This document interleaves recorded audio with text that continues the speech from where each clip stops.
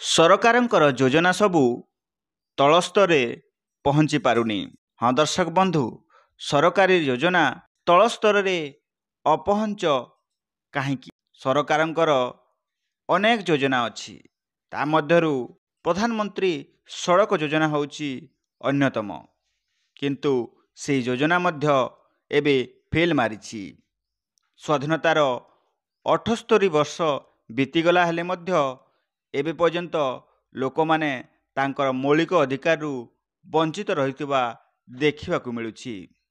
ହଁ ଦର୍ଶକ ବନ୍ଧୁ, ଟାଙ୍ଗରପାଲି ବ୍ଲକ ଅନ୍ତର୍ଗତ ରେମଣ୍ଡା ପଞ୍ଚାୟତ ଅଧୀନରେ ଥିବା ମୁକତେ ଢିପକୁ ସଂଯୋଗ କରୁଥିବା ରାସ୍ତା ଆଜକୁ 75 ବର୍ଷ ବିତିଥିଲେ ମଧ୍ୟ ଲୋକଙ୍କ ଅସୁବିଧା ମୁକସାକ୍ଷୀ ହୋଇ ରହିଛି। ବିଭିନ୍ନ ସମୟରେ ଏଠାରେ ଦୁର୍ଘଟଣାର କେନ୍ଦ୍ରବିନ୍ଦୁ ପାଲଟିଥିବା ସହିତ ଅଞ୍ଚଳ ତଥା ଜିଲ୍ଲା ପ୍ରଶାସନର ଅପାରଗତା ଗାଥା ଆଜକୁ 78 ବର୍ଷ ଧରି କହି ଆସୁଛି।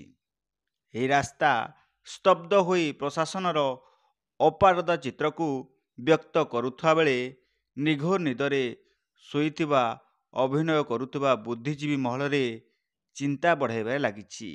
ଦେଖିବାକୁ ବାକି ରହିଲା ସ୍ଥାନୀୟ ପ୍ରଶାସନ ସହିତ ଜିଲ୍ଲା ପ୍ରଶାସନର କୁମ୍ଭକର୍ଣ୍ଣ ନିଦ୍ରା କେବେ ଭାଙ୍ଗିବ ଓ ସ୍ଥାନୀୟ ଜନତାର ସ୍ଥାୟୀ ସମାଧାନ କରିବ।